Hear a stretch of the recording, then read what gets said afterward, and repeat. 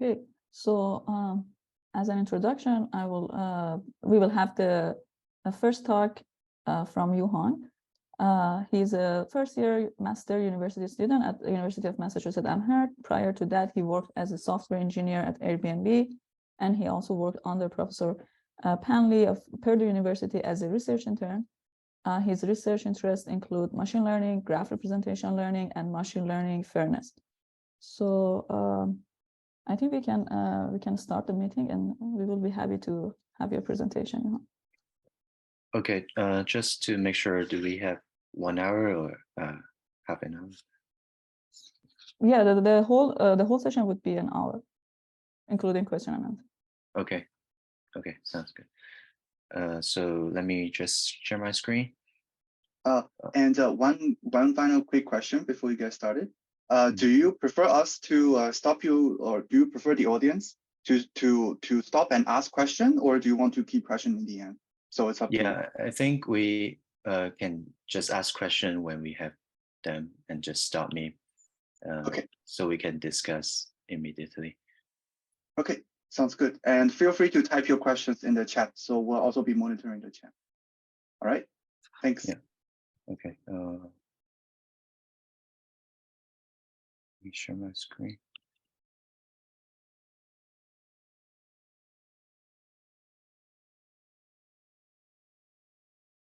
Okay. Okay. Again, thank you for inviting me and coming to the talk. It is my great pleasure to present our work on the recent paper, Neighborhood Aware Scalable Temporal Network Representation Learning. It gets the Best Paper Awards at the Law Conference 2022. And my name is Yuhong, and again, I'm a first-year master student at University of Massachusetts. This is a joint work with Professor Panley of Purdue University during my summer internship.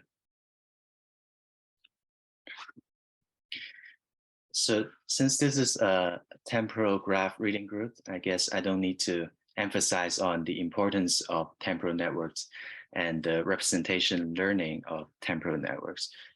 But just to recap, temporal network is a type of a complex interactive system that evolves over time. And they are widely used to model real-world interactive systems, such as the email networks, social networks, and so on.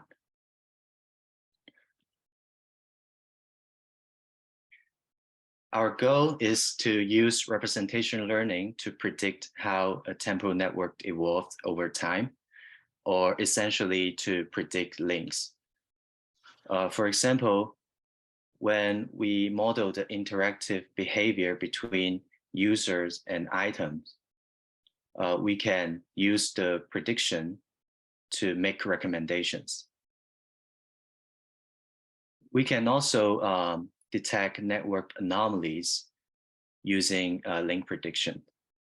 For example, when we observe an interaction that shouldn't have happened according to our prediction, then we can identify it as a network anomaly. So overall, predicting how a temporal network evolves can help us understand a real-world complex system.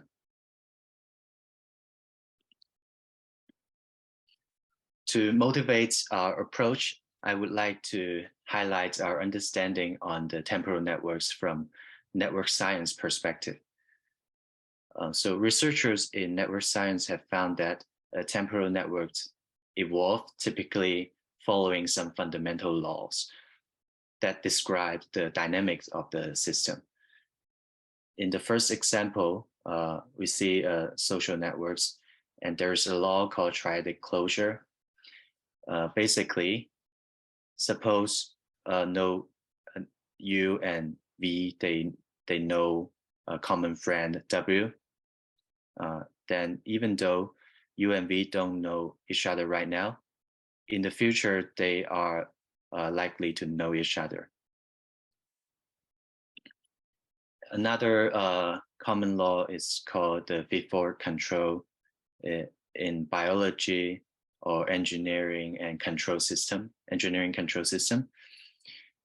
So what it says is, suppose W is a gene.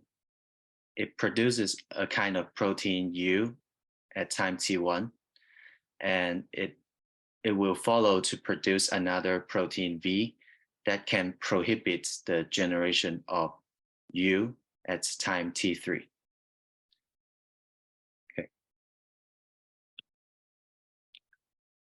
Now let's see whether previous methods can actually capture those laws.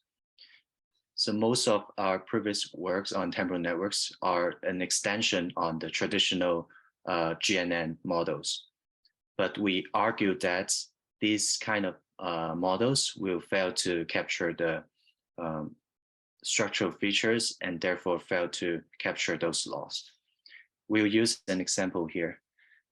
So in this toy example, suppose this is a social network. We want to ask whether node U will connect with node V or node W at timestamp T3. Since this is social networks, it is intuitive enough to see U is more likely to connect with V because of the triadic closure law. But however, the GNN type model will fail here because if you see on the right-hand side, they are V and W are symmetrical. They have the same computation graph and the same representation, so the model will fail to distinguish them. More fundamentally, they are not able to capture the structural features involving multiple nodes. In this case, U and UAV. And the temporal networks that followed these GNN type models will also fail.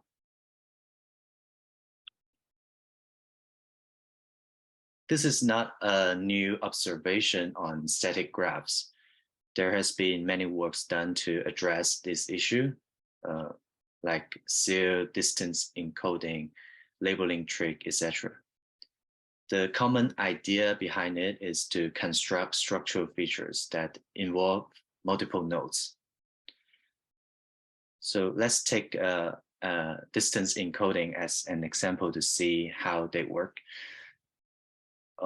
Basically, if we want to predict whether there is a link between U and V, then for the node A, we associate it with a distance encoding, 1 and 1, that indicates the shortest path distance to the two nodes that we are interested in, U and V.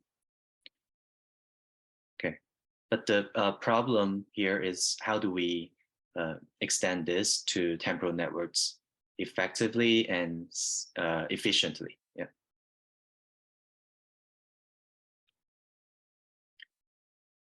There has been previous works that try to use the distance and to construct structural features. That's the CAWN work. However, they uses some computation. They uses some very expensive computation to construct these structural features. First, it needs to sample multiple random walks based on 2 source nodes and join them together to construct the structural features. Both the random walk sampling and the structural features construction are done during the inference time.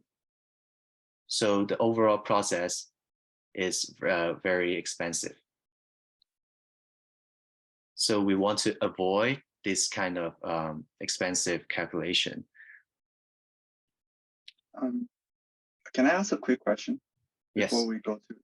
So in the example here, when you are tracing back, so when you go back to the previous slide, I think.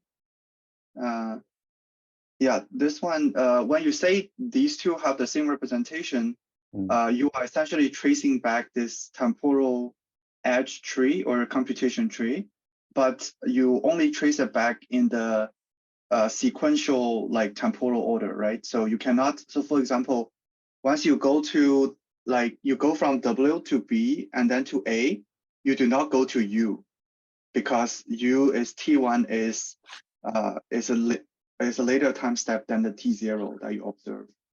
So yeah, so that's one observation, but even so in the static graph, when we don't have this timestamp, we usually, if we don't look this far, then we will not go to the node U. So I think usually we only look into the second hop.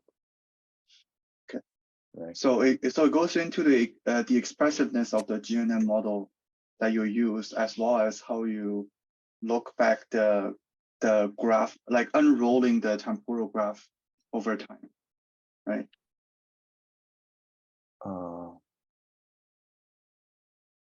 Oh, you are saying when we look back on temporal graph, we don't go reverse the time. Right. So in the example here, if you include the T1 edge, then you can see some differences, right? Actually, no, because they are completely symmetrical. So even though you go to the U here, the V will also have a symmetrical C. That's the same representation as U. So it's still won't, we still won't see the difference. I see. Okay. Yeah. Thanks for the clarification. Yeah, no problem. Okay. Any other question regarding like the motivation? Okay. So given these motivations, we propose the neighborhood-aware temporal networks that solves the effectiveness and scalability issues simultaneously. We propose two novel ideas. The first is the dictionary type node representation. It is able to construct structural features efficiently while avoiding the expensive online neighbor or walk sampling. And the second idea is the neighborhood cache that can maintain these dictionary representations efficiently. Okay, let's take a look at the first one. The key idea behind the dictionary representation is as follows. So in most of the previous models, they keep track of a long vector representation for each node in the memory. But here, well, we don't use this long vector representation, and instead we use a dictionary to represent a node. To understand this better, we use this example again. Suppose this is the dictionary representation of node U. Then the key sets are the downsample neighbors of U. So on the first hop, A is a neighbor of U. On the second hop, B and B are neighbors of U. And the values are short vector representations with some physical meaning. For example, for this representation associated with key A, it is a summarization of the interactions between node U and A when A is the first hop neighbor of U. So this is not a traditional node representation, but it is a representation for this node pair. Okay. And notice that we use a very short representation, only 2 to 8 dimension, and that's enough for our, as we show in our evaluation. So how does, I have a question on this one. On the one hop and two hop neighborhood, you take somehow into account that, for example, the neighborhood between A and B, the link happens at T0, which is before T1, where A and U happen. So do you somehow take the time into account when representing those neighborhoods? Take the time into account. So does it somehow Right. matter that A and B happened before A and U, for example? A and B happens before A and U. So the time features are extra information that we can capture with these representations. But for this kind of dictionary, it doesn't matter. We can just keep all the first hop in. We can just sample the first hop into this dictionary and the second hop neighbors into this dictionary. So by sampling, it doesn't matter. Okay. Yeah. Thank you. But we will capture the temporal information with this vector representation, and I will talk more later. Yeah.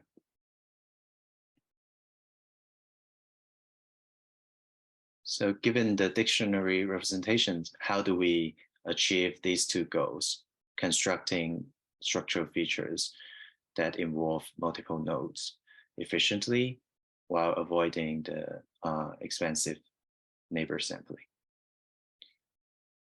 We use another example here. Consider that we want to predict whether node U and V will connect at T3. We don't need to sample neighbors anymore. We can simply aggregate the dictionaries according to the same keys for U and V.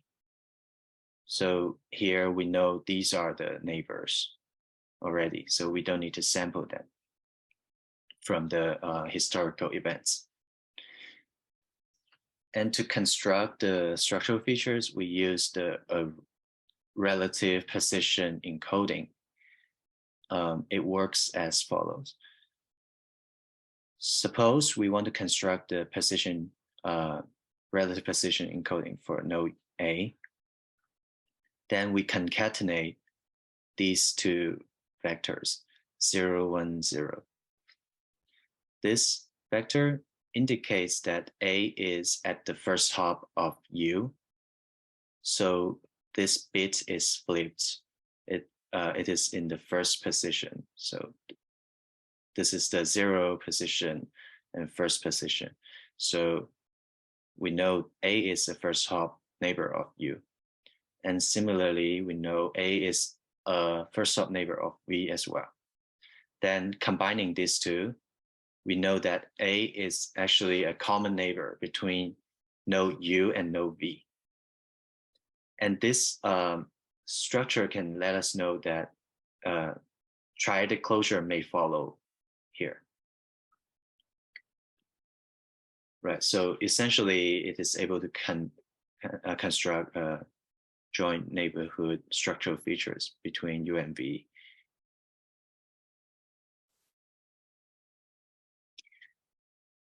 So on top of the position encoding, we also aggregate the vector representations according to the same keys. So we aggregate them together and they work just like the traditional vector representations. We perform these operations in parallel for all nodes in the dictionaries of U and V. So it is very efficient. One important note here is that our model NETS combines structural features construction based on the key set and the traditional vector representation based on the value set.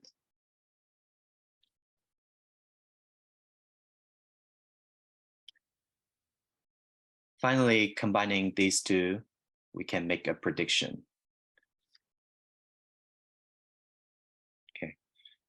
Sorry, I have one question. Here we consider that, for example, we have one hop neighborhood and we have two hop neighborhood nodes for U Yeah. and V.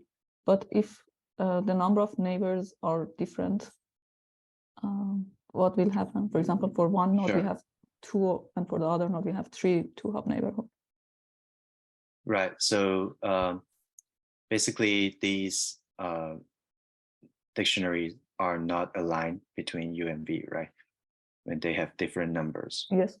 Yeah, that will also work in our model, and we are also able to parallelize them. So we combine these two dictionaries, and we find a common one, and then aggregate them. If say for V, we have like right. So here we have a V, right? But on the dictionary of V, we don't have a V. Then we just keep this all zeros.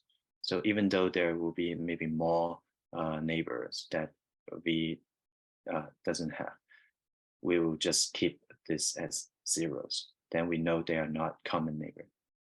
And even though they have different sizes, eventually they will be combined together to be one dictionary with the joint neighbors between U and V. Okay, so we have like a fixed range, and for the ones that have less neighbors, for example, we will just fill them with zero. No, they are not fixed length, and so they can have different length. So they here U can have 3 neighbors, V can have 2. We don't fill this with zero. That's not what I meant. What I meant is we combine these two dictionaries. So if this has 3 and this has 2, then they have a common B, right? Yes. Then the final dictionary will have V, U, B, and another extra key, extra entry here. So we join them together. So it doesn't matter if they are the same length or different length. I see. Thank you. Yeah. What I said by filling with zero is the precision encoding, because if V doesn't have this extra neighbor, then the precision encoding for that node will be 0, 0, 0. Yeah, that makes sense. Okay. Yeah. Yeah. Okay, any other questions regarding the dictionary representation? Okay, so we see the dictionary type representations are very useful in constructing structural features and avoiding sampling. But how do we maintain them or update them efficiently? Then now we introduce a data structure called neighborhood cache that does that. First, let's think about from the storage perspective, what are the goals for maintaining the dictionary representations? First, we want the memory size to be maintainable. We mentioned before that the vector representations are short. So the next thing we do is to only keep subsampled neighbors.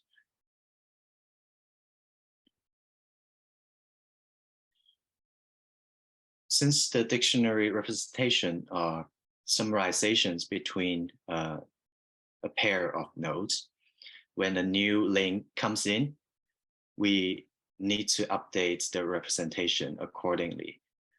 And it happens like very frequently. So we need to ensure fast random access and updates to the dictionary. For that, we introduced the hashing on the neighbor node IDs. And finally, we need to parallelize across an entire mini batch and updates and access all for all the nodes in the mini batch. So we need to implement this in the GPU. Okay, for these three ideas, we designed the neighborhood cache that is essentially a hash table in the GPU. On the right side, you can see an example of the N caches of node U. First, on the left side, we store the keys, which are the neighbor IDs. And the right side, we store the dictionary representations that's associated with the neighbor. Yeah. To control the number of neighbors we sample, well, we introduce the hyperparameters M. For M1, we control the size of the first hop first hop N cache. And for for M2, we control the size of the second hop N cache. We use hashing on the neighbor IDs. So basically, given any node ID, we apply a hash function to locate which entry this neighbor should belong to.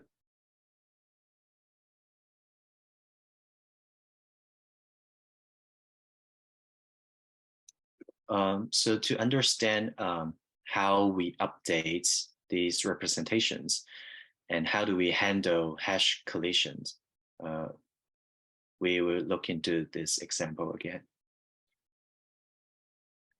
So consider now that we have observed this new link, U and V, at time T3. We want to update the N cache of U according to this new link. So we will have to update the 0 hop, first hop, and second hop of the N caches of U. And I will talk about them one by one. For the 0 hop, it is pretty straightforward. We just use an RNN that's similar to previous models. The inputs to the RNN will be the 0 hop representation of the opposing node, node V, and the features associated with the new link, UV, including the temporal feature, the edge features. So after we compute the new 0 hop representation, we simply replace this. And for the first hop, it's relatively more complicated. But similar to 0 hop, we also use another RNN to compute the first hop representation, ZUV. But next step, we need to hash on the node ID V to find the index in the first hop N cache. There are several scenarios here. Suppose this position is empty or it is already occupied by V. Then we simply insert the new value and replace the old one here. But if this is not V, then we have seen a collision here. What we do is to flip a coin and replace randomly. So if we prefer new links, then this probability of replacing will be high. And I would like to call out that this kind of random replacement is just like the random sampling of neighbors or of the random walks.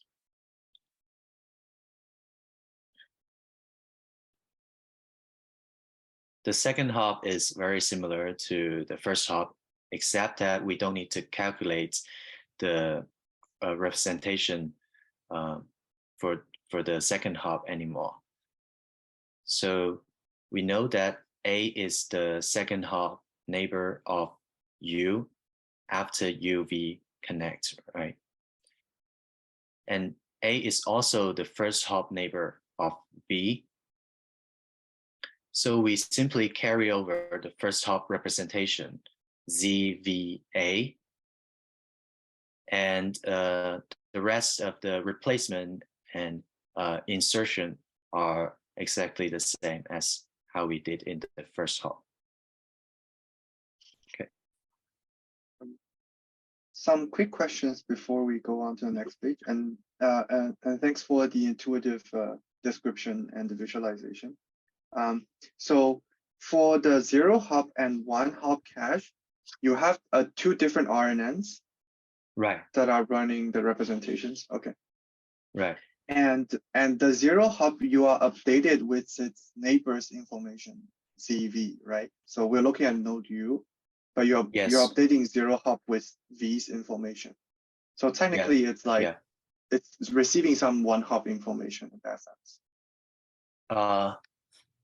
That's right. It's so it's essentially aggregating some neighbor information based on this new link.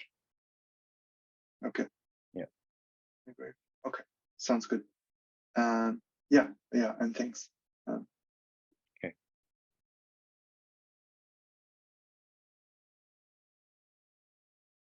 Okay, that's the main idea behind the neighborhood cache. And we did all of these operations within the GPU in parallel for all the nodes in the mini batch. Any other questions before I get into the evaluation part? Okay. So for evaluation, we perform 2 tasks. The first is inductive. Basically, we separate all the nodes into 2 sets, the old nodes and the new nodes. During training, we only observe the interactions between the old nodes. And during testing, we predict the interactions that's associated with a new node. For transductive, it is simpler. Basically, we just train on all the links up to a certain point in time and then evaluate on the rest. We show the statistics of our data sets. Notice here we include a relatively large data set, Wikitalk, that has more than 1 million nodes and 7 million links.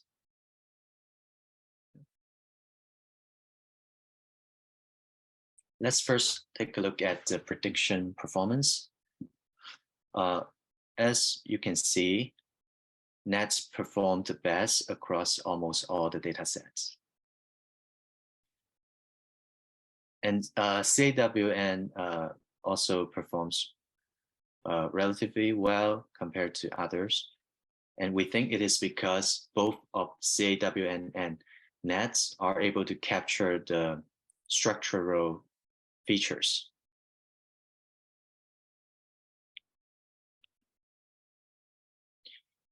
So on these large-scale data sets, we can see that TGN-PG, PyTorch geometric implementation of TGN, actually outperforms CAWN by a lot.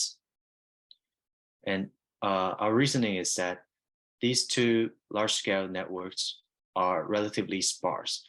So CAW may not be able to construct effective structural features. In those cases, we need to use the traditional vector representations. So we want to join, overall, we want to join the structural features with the traditional vector representation, and that is done by nets. And furthermore, we evaluate on the scalability side. On top here, we show the hardware we use. And here we show the prediction performance versus the wall clock time. As you can see, nets achieve very high performance in very short amount of time.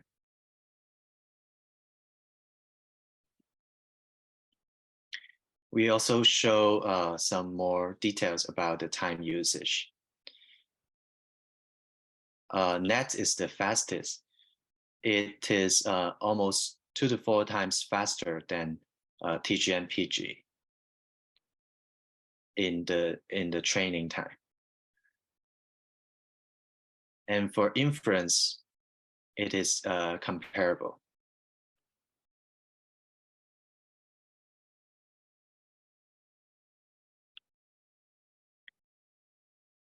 Here we see an interesting thing here. For Jody, DIREP, and TGN, on this large-scale data set, they slow down significantly. And we think it is because those long node representations gets like, if there's a lot of nodes, then it will fill up the GPU memory.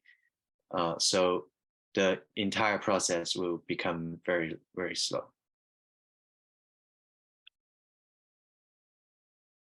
Okay, any questions for the evaluation?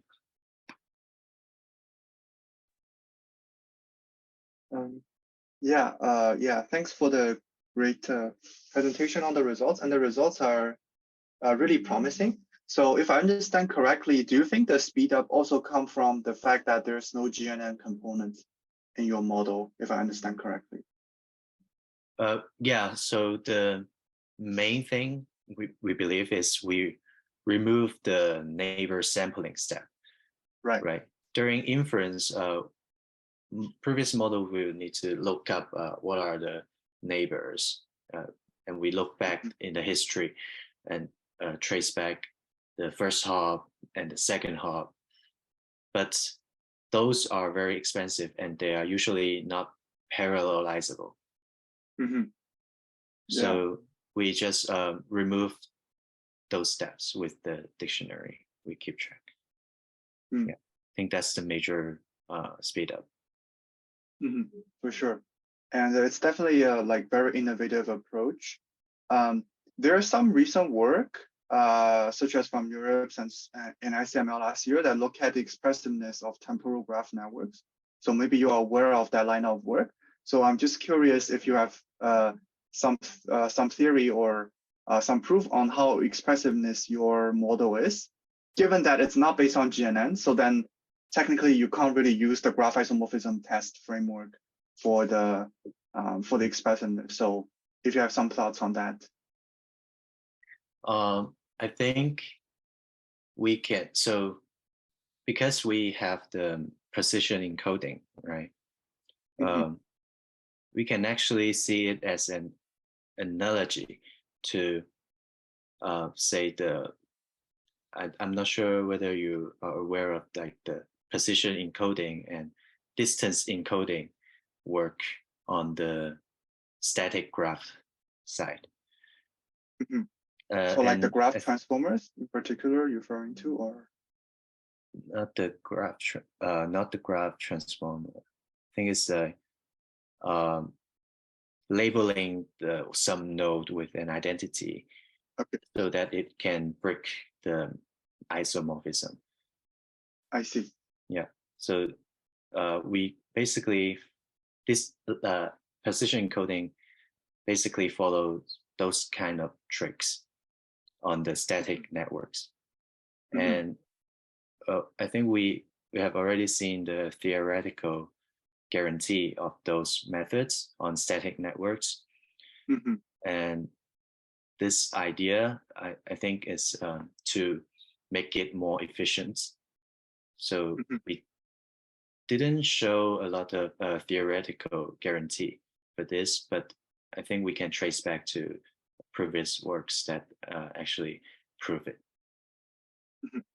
Sounds good. Yeah, that makes sense. And I think given that the given that the performance is really strong of your method, so I think it'll be very interesting to understand how does it compare with existing models in terms of what kind of graph or structure, temporal graph structure that it can differentiate and distinguish from. And thanks for the great answer. Okay. Great question.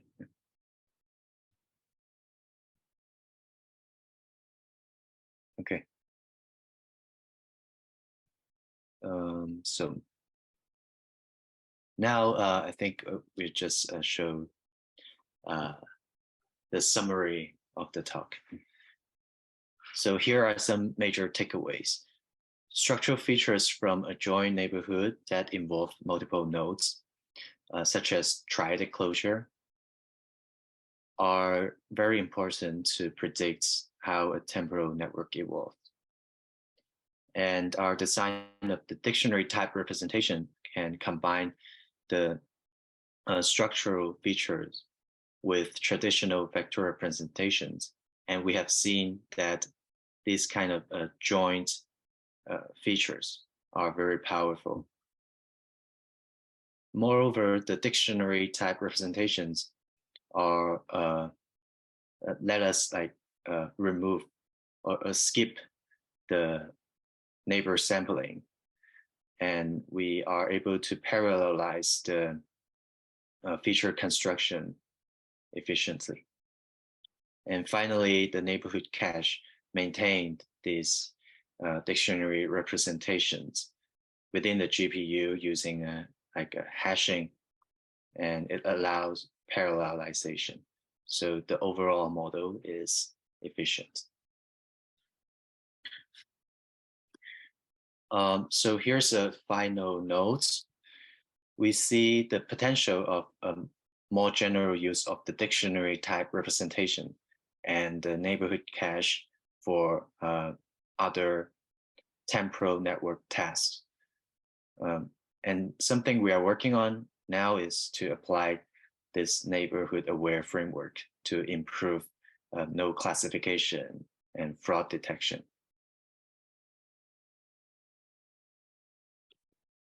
Okay, that concludes my talk. Our paper and code are linked online, so feel free to check them and comment on them and let me know if you have any question. And thank you for listening. And again, thank you for inviting me to this talk. Yeah, And thanks for the great presentation. any questions? It was really clear and very nice. And yeah, so feel free to ask questions. I have a quick question. First of all, fantastic presentation. I was wondering, when you're learning this representation, is it implicit in the construction of the neighborhood and the representation that you're learning kind of these different time steps, or is there any sort of step in this pipeline where you're explicitly modeling the different time steps? And the reason why I ask this is that the neighborhood could drastically change from one time step to the next.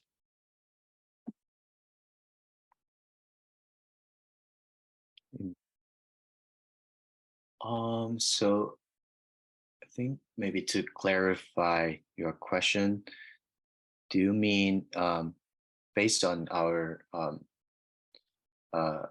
sampling methods of the neighborhood?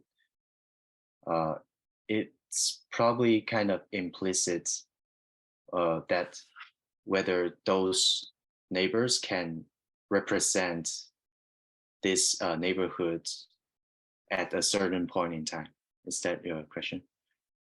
Yes. Yeah, so I think to some sense, I don't think it is implicit, because when we see new links, we will update this this dictionary, and we will insert new neighbors into this dictionary. And I think it is almost exactly the same as we go back and sample the more recent neighbors, like we did in the previous methods, because we keep updating this dictionary when we see new links. So I think it's kind of always up to date. Yeah. Thank you. Yeah, good question.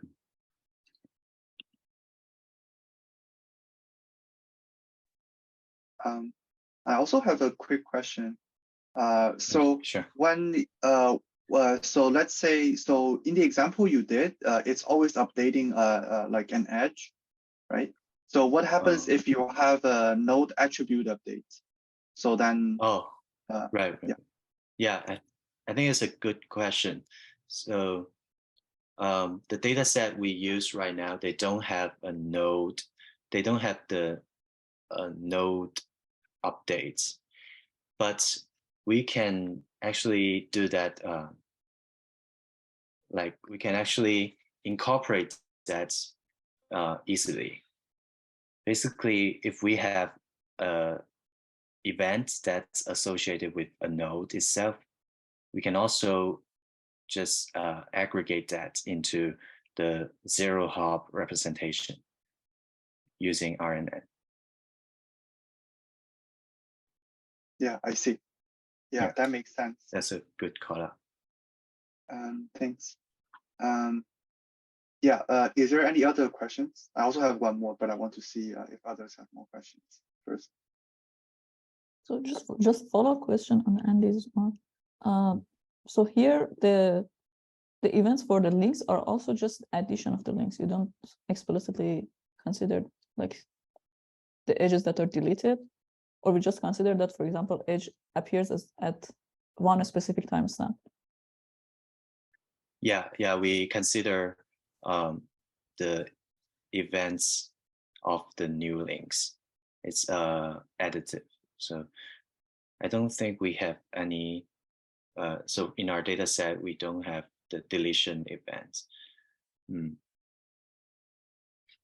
But I guess it is also kind of similar. If we have deletion events, we can also incorporate that into this representation as well. But that's something worth trying. Yeah. Yeah, good point.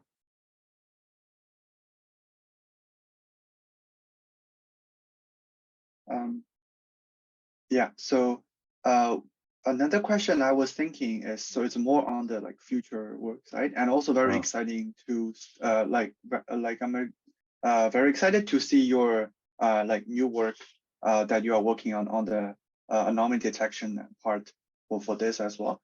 But have you think about, so I think the idea of using a dictionary type pairwise representation for edge level or local task is really powerful. Have you think about maybe extending this to more than just a pair of nodes? So what if you have some sort of subgraph motif that you try to predict, or some local changes that would actually involve multiple nodes? Let's say you have a crime group that have some sort of representation on them and these kind of things. Yeah, definitely. I think it's a good point. So basically not all structural features are only involving two nodes. They may have a structural features that involve more than two nodes, right? Yeah, exactly. Yeah, so is it somewhat related to hypergraph? Yeah, that's one thing that I was thinking, but I don't have a very clear idea on how that would be like. directly translated. And also potentially you could have like coordination between nodes in a subgraph, which is very common in terms of like anomaly detection literature, where you have a group of users that are like, they are all bots, and then they have coordinated activity on spamming like regular users, for example. And then if you look at two of them, it might not be as obvious, but if you look at a group of them, it might be more obvious. But of course, finding a subgraph is like difficult, but I think that's a good extension to the model. Yeah, I haven't thought about much on the structural features involving a subgraph. Yeah, I think that's a good direction for Explore. And I know Professor Pan actually have a paper on hypergraph. It's called HEAT. And that's a hypergraph, I think links is like involve multiple nodes. So I'm not sure I will whether look it up. that will be able to capture this high dimensional structural feature. Yeah, I'll definitely look at that paper. Yeah, thanks so much for the presentation. Are there any last questions from the audience before we wrap up the talk for today? Okay, sounds good. Okay. Yeah, and thanks Thank again you, for everyone. your amazing presentation, Yuhong, and very nice to have you here. Thank you for organizing this. Yeah, Thank you very much for accepting and presenting your work. It was very great. Yeah, no problem. Thank you. Thank you. Thank you. And see you guys next week at the same time for the reading group. So have a nice week, everyone. Have a nice one. Bye. Okay, see you. Thank you. See you. See you.